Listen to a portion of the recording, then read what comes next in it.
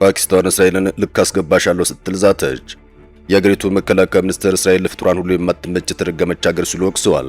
የሁለቱ ሀገራት ግንኙነት አደጋ ውስጥ ይገባል እየተባለ ይገኛል። የሩሲያው ፕሬዝዳንት ቭላድሚር ፑቲን በበኩላቸው እስራኤልን ከዚህ በላይ ልንታገስ አይገባም እያሉ ይገኛል። የእስራኤል ጦር በሊባኖስ እያደረገ ያለው ዘመቻ ሀገሪቱን ዋጋ እንዳያስከፍልም ተሰግቷል። ጠቅላይ ሚኒስትር ቤንያሚን ኔታንያሁ ቅርቃር ውስጥ ገብተዋል። ትራምፕም ኔታንያሁን በሊባኖስ እያደረገ ያለው ነገር እባክህ ቀነስ አድርገው ሲሉ ተማጽነዋል። የኢራን መሪዎችም እጃችንን ከቃታሉ አላነሳንም እያሉ እያስጠነቀቁ ይገኛል። የመካከለኛው ምስራቅ ሁኔታ ገና ለየለትም፣ የሆርሙዝ ሰርጥም ገርበብ እንዳለ ነው። የኔቶና የባህረ ሰላጤው ዕጣ ፈንታም የበርካቶችን ቀልብ የሳበ ጉዳይ ሆኗል። ሰላም ጤና ይስጥልኝ የተከበራችሁ ውድ ቤተሰቦቻችን፣ እነዚህን ጉዳዮች በዝርዝር ነግራችኋለን። አብራችሁን ቆዩ።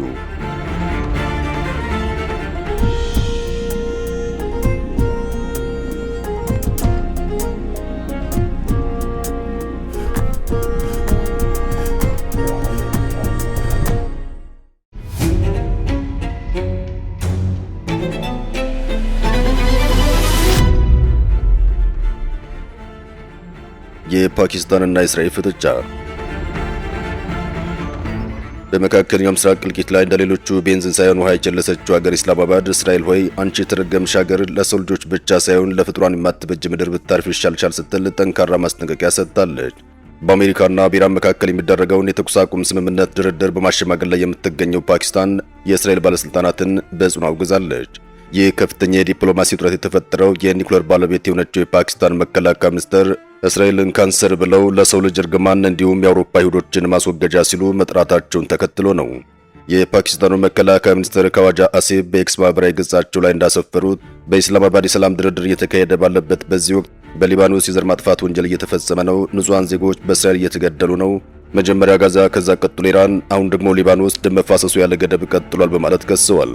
ሚኒስትሩ አክለውም ይህን ካንሰር የሆነ መንግስት በፍልስጤም መሬት ላይ የአውሮፓ ይሁዶችን ለማስወገድ ሲሉ የፈጠሩት ሰዎች በገሃነመ እሳት እንዲቃጠሉ ተስፋ አደርጋለሁ፣ እጸልያለሁ ሲሉም እጅግ ጠንካራ ቃላትን ተጠቅመዋል።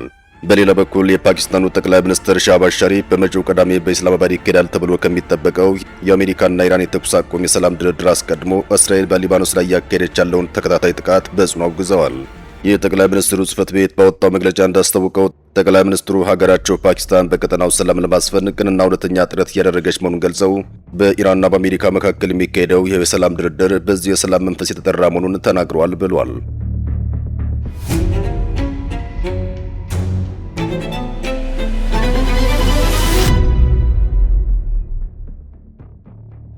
የእስራኤሎች ምላሽ። ለዚያ አወዛጋቢ ንግግር ፈጣን ምላሽ ሰጡት የእስራኤሉ ጠቅላይ ሚኒስትር ቤንያሚን ኔታንያሁ ጽህፈት ቤት በመግለጫው ላይ እስራኤልን ለማጥፋት የቀረበ አሳፋሪ ጥሪ ብሎታል። ጽህፈት ቤቱ በመግለጫው የአይነቱ ንግግር ከየትኛውም መንግስት በተለይ ደግሞ ለሰላም ገለልተኛ አደራዳሪ ነኝ ከሚል አካል በፍጹም ሊታገሱት የማይቻል ነው በማለት ኮንኗል።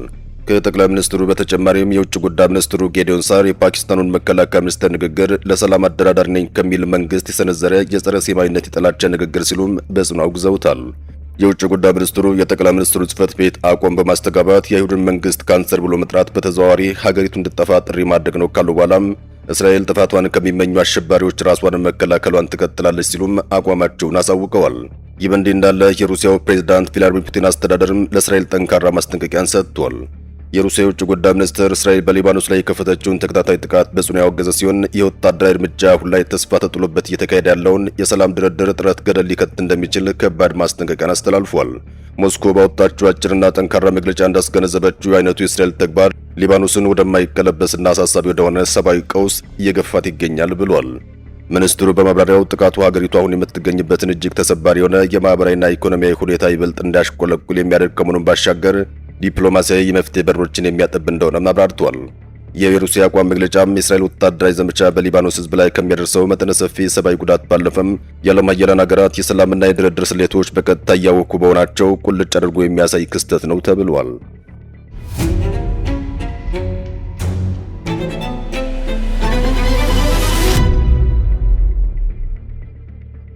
የኢራን መሪ ማስጠንቀቂያ። አዲሱ የኢራን ጠቅላይ መሪ አያቶላህ ሙጅተባ ካሚኒ ኢራን ከአሜሪካና ከእስራኤል ጋር ጦርነት እንደማትፈልግ ነገር ግን እንደ ሀገር ያላትን መብትና አጋሮቿን አሳልፋ እንደማትሰጥ ባስተላለፉት መልእክታቸው ማሳወቃቸውን የሀገሪቱ ብሔራዊ ቴሌቪዥን ዘግቧል። አባታቸው አያቶላ አሊ ከሚኒ ጦርነቱ በተጀመረበት የመጀመሪያው ዕለት በተፈጸመ የአየር ጥቃት ከተገደሉ ከሳምንታት በኋላ በመንግስት ቴሌቪዥን በተነበበው ጽሑፋቸው ጦርነት አልፈልግም፣ አሁንም አንፈልግም፣ ነገር ግን በምንም አይነት ሁኔታ ህጋዊ መብታችንን አሳልፈን አንሰጥም፣ በዚህ ረገድ አጠቃላይ የትግል ግንባሩ እንደ አንድ አካል አድርገን ቆጥረዋለን ብለዋል። የንግግራቸውም እስራኤል የቴህራን ዋነኛ አጋር ከሆነው ሂዝቦላ ጋር እያደረገች ያለውን የሊባኖስን ጦርነት እንደሚያካትት በግልጽ የሚያሳይ ሆኗል። በተጨማሪም ከሰሞኑ የተኩስ አቁም ስምምነት መታወጅን ተከትሎ ህዝቡ ተቃውሞን ማቆም እንደሌለበት ያሳሰቡት መሪው ወደ አደባባይ መውጣት ከእንግዲህ አያስፈልግም ብላችሁ ማሰብ የለባችሁም ሲሉም ለኢራናውያን ጥብቅ መልእክታቸውን አስተላልፈዋል። አባታቸውን በገደለው በዚህ አየር ጥቃት እንደቆሰሉ በስፋት የሚገመቱት ሞጅተባ ካሚኒ ስልጣን ከተረከቡበት ጊዜ ጀምሮ እስካሁን ድረስ በአደባባይ በአካል አልታዩም። እስካሁን የሚያወጧቸው መግለጫዎች በሙሉም በጽሑፍ የሚተላለፉና በመንግስት ቴሌቪዥን የዜና አንባቢዎች የሚነበቡ ብቻ ናቸው። የኢራን መንግስት ቴሌቪዥን አዲሱ መሪ ከደረሰባቸው ጉዳት እያገገሙ መሆናቸውን በመግለጽ የተለያዩ ፎቶግራፎችን ቢያሳይም ምስሎቹ መቼና የት እንደተነሱ ግን ግልጽ አላደረገም። በሌላ በኩል ግን የአሜሪካ የስለላ መረጃ ትንታኔዎች ስለ አዲሱ መሪ ብቃት የተለየ እይታ አላቸው። ባለፈው ወር ለቢቢሲ ኒውስ መረጃ የሰጡት የአስተዳደሩና የስለላ ተቋሙ ምንጮች እንዳረጋገጡት ሟቹ አባታቸው አሊ ከሚኒ ልጃቸው ስልጣን እንዲይዝ ፍላጎት እንዳልነበራቸው ተገልጿል። ለዚህም እንደ ምክንያት የቀረበው ሙጅተባ ብሩህ አእምሮ የሌለውና መሪ ለመሆን ብቃት የጎደለው ተደርጎ እንደሚታሰብ የስለላ መረጃው ያሳያል። በተጨማሪም ሟቹ አባታቸው በልጃቸው የግል ሕይወት ውስጥ ስላሉ ከባድ ችግሮች በሚገባ ያውቁ እንደነበርም ተጋልጧል። የአሜሪካ የስለላ መረጃ እውነት ከሆነ ኢራን በአሁኑ ወቅት እጅግ ፈታኝ በሆነ የውጭ ጦርነት ብቻ ሳይሆን ውስጣዊ ብቃትና ተቀባይነት በሚጎድለው የአመራር ቀውስ ውስጥ እንደምትገኝ የሚያመላክት ነው እየተባለ ይገኛል። የኢራን የውጭ ጉዳይ ሚኒስትር አባስ አራግቺ ዩናይትድ ስቴትስ እስራኤል በሊባኖስ ላይ የምታደርገውን የከፋ ጥቃት እንድትቀጥል በመፍቀድ ቀጠናዊ የተኩስ አቁም ስምምነቱን አደጋ ላይ እንድትጥል ማድረጓን የሞኝነት ተግባር ነው ሲሉም አሜሪካንን በጠንካራ ቃላት አስጠንቅቀዋል። የኢራን ማስጠንቀቂያ የአሜሪካው ምክትል ፕሬዝዳንት ጄዲ ቫንስ ለሰነዘሩት ትችት ቀጥተኛ ምላሽ ነውም ተብሏል። አራግቺ ባወጡት ጠንካራ መግለጫቸው የእስራኤሉ ጠቅላይ ሚኒስትር ቤንያሚን ኔታንያሁ ጦርነቱ እንዲቀጥል የሚፈልጉበት የተደበቀ ፖለቲካ ዓላማ እንዳላቸውም አረጋግጧል። እንደ አራግቺ ገለጻ የኔታንያሁ ሙስና ክስ የፍርድ ቤት ውሎ በመጪው እሁድ የሚቀጥል ሲሆን ሊባኖስን ጨምሮ በቀጠና የተኩስ አቁም ቢደረግ ኔታንያሁ ወደ ዘብጥያ መግባታቸውን ያፋጥናል በማለት መሪው ጦርነቱን ከግል ስር ማምለጫ እያደረጉት መሆኑን ሞግተዋል። የውጭ ጉዳይ ሚኒስትሩ አሜሪካ በሊባኖስ በተኩስ አቁም አትካተትም ለምትለው አቋም የሰጡት ምላሽ ምክትል ፕሬዝዳንት ጄዲ ቫንስ ረቡዕ ዕለት የተጠቀሙበትን ቃል በማስታወስ ያንጸባረቁት ነበር። ጄዲ ቫንስ ኢራናውያን በሊባኖስ ምክንያት የተኩስ አቁሙ እንዲፈስ ካደረጉ ሞኝነት ነው፣ ምርጫው ግን የነሱ ነው ብለው ነበር። አባስ አራግቺ ለዚሁ ምላሻቸውን ሲመልሱም ዩናይትድ ስቴትስ ኔታንያሁ ዲፕሎማሲ እንዲገድል በመፍቀድ የራሷን ኢኮኖሚ ለማፈራረስ ከፈለገች ምርጫ የሷ ነው ሲሉ ተደምጠዋል። የሞኝነት ነው ብለን እናስባለን፣ ነገር ግን ለየትኛውም ሁኔታ ተዘጋጅተናል በማለት ኳሷን ወደ ዋሽንግተን ሜዳ መልሰዋታል። ፕሬዚዳንት ዶናልድ ትራምፕ ለእስራኤል መንግስት በሊባኖስ የሚደረገው እንቅስቃሴ እንዲቀንስ እንደተናገሩና እስራኤልም ራሷን ለመግታት እንደተስማማች ለአሜሪካ መገናኛ ብዙሃን ቢናገሩም መሬት ላይ ያለው እውነታ ግን የዚህን ተቃራኒ እያሳየ ይገኛል። በሊባኖስ ታሪክ እጅግ ደም አፋሳሽ ከሆኑ ቀናት አንዱ በተስተናገደበት በዚህ ወቅት የእስራኤል ጥቃት አንዳችም የመቀነስ አዝማሚያ አላሳየም እየተባለ ይገኛል። በቅርቡ በተደረገ የቦምብ ድብደባ ብቻ የሟቾች ቁጥር ከ300 በላይ ያለፈ ሲሆን ሐሙስ ዕለትም በደቡባዊቷ ቦርጅ ቃላዊ ከተማ በተፈጸመ ጥቃት 4 የነፍስ አድን ሰራተኞች ተገድለዋል። በተጨማሪም የእስራኤል ጦር የአገሪቱን ትላልቅ ሆስፒታሎች እንዲሁም በ10 ሺዎች የሚቆጠሩ ተፈናቃዮች የሚገኙበት የቤሩት ጂናህ አካባቢ ነዋሪዎች በአስቸኳይ ለቀው እንዲወጡ ትዕዛዝ አስተላልፏል። ይህ ሁኔታ የአሜሪካ መንግስት እስራኤል ጥቃቷ ልትቀንስ ነው እያለ መሬት ላይ ግን እስራኤል ተቃራኒውን ስትፈጽም ማየት አዲስ አይደለም ብለዋል። ይህ ትዕይንት የጆ ባይደን አስተዳደር በ2024 እንደ ፈረንጆቹ አቆጣጠር እስራኤል በራፋ ላይ የምታደርገውን ዘመቻ የተወሰነ ማለትም ሊሚትድ ነው እያለ የእስራኤል ጦር ግን ራፋህ ሙሉ በሙሉ ያወደመበት የምድር ቃጠሎ ስትራቴጂን የሚያስታውስ ነው። አሁን ላይም የእስራኤል ባለስልጣናት ይኸው ፖሊሲያቸው በደቡባዊ ሊባኖስ ተተግብሮ ህዝቡን በዘላቂነት ለማፈናቀል እንደሚፈልጉ በይፋ እየተናገሩ ናቸው። የሊባኖስ ግጭት ወደ ለየለት አጠቃላይ ጦርነት የተቀየረው የካቲት 28 2026 የኢራኑ ጠቅላይ መሪ አሊ ከሚኒ መገደላቸውና የእስራኤል ጥቃት ተከትሎ ሄዝቦላ በመጋቢት ወር መጀመሪያ ላይ ሮኬቶችን መተኮስ ከመጀመሩ በኋላ ነው።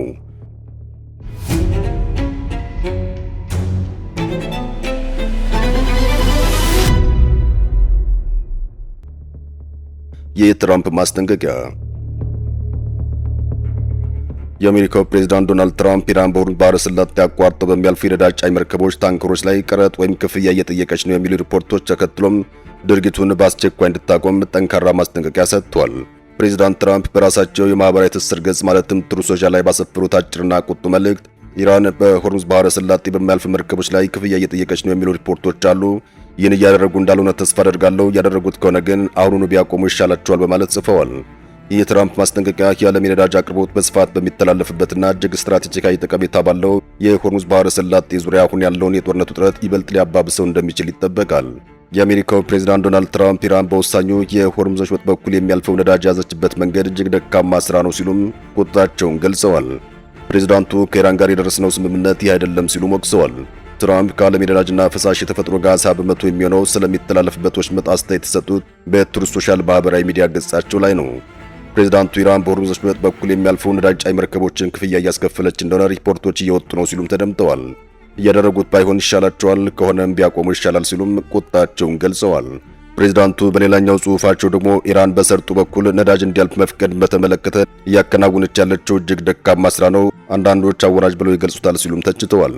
ያለን ስምምነት አይደለም ሲሉም አጽንኦት ሰጥተዋል። ለ40 ቀናት ያክል ሲዋጉ የቆዩት አሜሪካና ኢራን የደረሱበት የተኩስ አቁም ከሚያካትታቸው ነጥቦች መካከል የሆርሙዝ ሰርጥ መከፈት አንዱ ነው። ቢቢሲ ቬሪፋይ ያሰባሰባቸው መረጃዎች እንደሚያሳዩት ከስምምነቱ በኋላ በወሳኙ የባህር ኮሪደር በኩል ያለፉ መርከቦች ቁጥር 9 ብቻ እንደሆነም ተመላክቷል። ጦርነቱ ከመነሳቱ በፊት በየቀኑ በአማካኝ 138 መርከቦች በወሽመጡ በኩል ያልፉ እንደነበር ይገለጻል።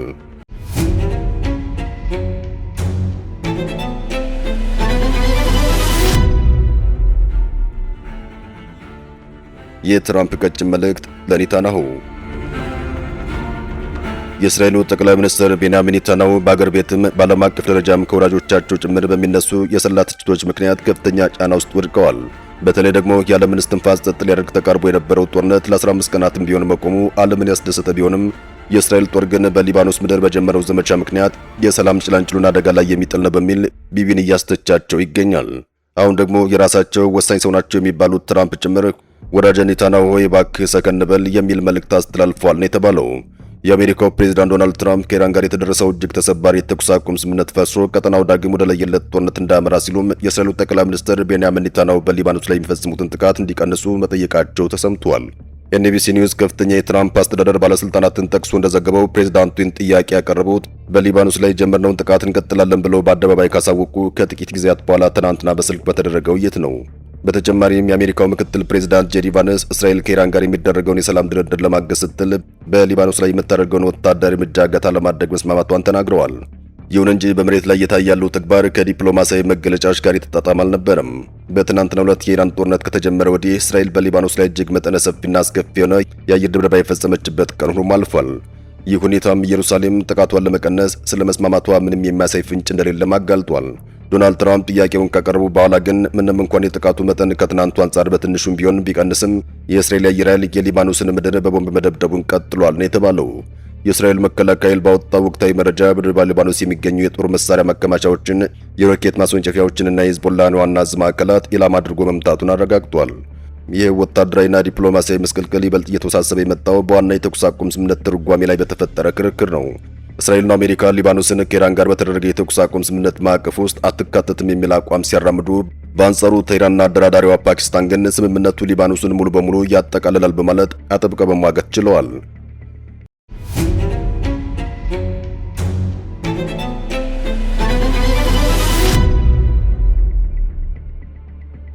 የኔታንያሁ ትዕዛዝ። የእስራኤሉ ጠቅላይ ሚኒስትር ቤንያሚን ኔታንያሁ ሰራዊታቸው ከባድ ጥቃት እየፈጸመ ካለባት ሊባኖስ ጋር ሚኒስትሮቻቸው ቀጥተኛ ንግግር እንዲጀምሩ ማዘዛቸውን አስታውቀዋል። ጠቅላይ ሚኒስትሩ በኤክስ ገጻቸው ላይ በዕብራይስጥ ቋንቋ ባሰፈሩ ጽሑፍ በሊባኖስ በኩል ቀጥተኛ ድርድር እንዲደረግ ቀረበ ባሉት ተደጋጋሚ ጥሪ መሰረት ካቢኔያቸው ንግግሩን በአስቸኳይ እንዲጀምር መጠየቃቸውን ገልጸዋል። ኔታንያሁ ጨምረው የሚደረግ ንግግር ሄዝቦላን ትጥቅ ማስፈታት እንዲሁም በሊባኖስና በእስራኤል መካከል ሰላማዊ ግንኙነት እንዲፈጠር ማድረግ ላይ የሚያተኩር ይሆናል ብለዋል። ጠቅላይ ሚኒስትሩ ይህን ከማሳወቃቸው ቀደም ብሎ የሊባኖሱ ፕሬዝዳንት ጆሴፍ አውንስ ብቸኛው መፍትሄም ሁለቱ ሀገራት ተኩስ አቁመው ቀጥተኛ ድርድር ማካሄድ ነው ሲሉም ተናግረዋል። ፕሬዝዳንቱ የሊባኖስን የጸጥታ ኃይሎች በአስቸጋሪ ሁኔታ ውስጥም ቢሆን ሕግ የማስከበር ስራዎቻቸው ሙሉ በሙሉ ሲያከናውኑ መቆየታቸውን ተናግረዋል። እስራኤል የኢራን አጋር እንደሆነ የሚነገርለትን የሊባኖስ ታጣቂ ቡድን ሄዝቦላን ኢላማ በማድረግ ከአንድ ወር በላይ ጥቃት እየፈጸመች ሲሆን እግረኛ ወታደሮቿንም በደቡባዊ ሊባኖስ አሰማርታለች። እስራኤል ባለፉት 2 ቀናት ዋና ከተማዋ ቤይሩትን ጨምሮ በሌሎች በርካታ የሊባኖስ አካባቢዎች ላይ በፈጸመቻቸው ጥቃት ከ200 በላይ ሰዎች ተገድለዋል። ከ1000 በላይ ሰዎች ደግሞ ስለመቁሰላቸው መረጃዎች አረጋግጠዋል።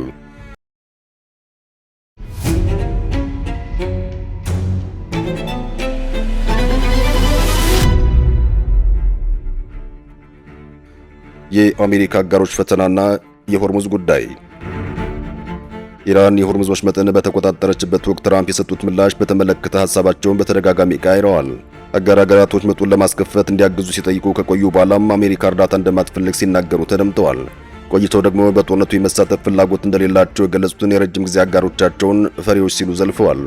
ዶናልድ ትራምፕ ግሪንላንድን ለመቆጣጠር ባሳዩት ፍላጎት የተነሳ ቀድሞውኑ እየተሰነጠቀ የነበረው የኔቶ አንድነት በኢራን ጦርነት ምክንያት ተባብሷል። ፕሬዝዳንቱም ጦርነቱ ውስጥ ከመሳተፍ በታቀበው የኔቶ ጥምረት ላይ የሚሰነዝሩትን ጥቃት እንደ አዲስ ጀምረዋል። የኔቶ ዋና ጸሐፊ ማርክ ሩት በዋይት ሃውስ ከትራምፕ ጋር ያደረጉት ንግግር እጅግ ግልጽ እንደነበር ጠቁመዋል። ፕሬዝዳንቱ አሜሪካ ያላት እጅግ ግዙፍ ወታደራዊ የበላይነት የአገሪቱን ልዕለ ኃያልነት ለረጅም ጊዜ አስጠብቆ ይቀጥላል የሚል እምነት ሊኖራቸው ይችላል። የአውሮፓ ሀገራት ግን ገና ካሁኑ ራሳቸውን ከማይገመትና የማይተመን ጠባቂ ለማራቅ አማራጮችን መመልከት ጀምረዋል። ይህ ሁኔታም ቻይና ኢኮኖሚያዊና ስትራቴጂካዊ ጥቅም እንድታገኝ ሊያደርግ ይችላል። ፕሬዝዳንቱም በዋሽንግተን ቅሬታ እንዲነሳባቸው ያደረገው ምክንያትም አንዱ ይኸው ነው። የዚህ ጦርነት ትክክለኛ ዋጋም ገና አልተቆጠረም። መተግበር የጀመረ የተኩስ አቁም አሊያም ሊካሄድ የታቀደው ድርድር የሚከሽፍ ከሆነ አሜሪካ የምትከፍለው ዋጋ ከዚህ ሊያሻቅብ ይችላል። የተከበራችሁ ውድ ቤተሰቦቻችን ፈቅዳችሁ አብራችሁን ስለቆያችሁ ከልብ እናመሰግናለን። ሰላም።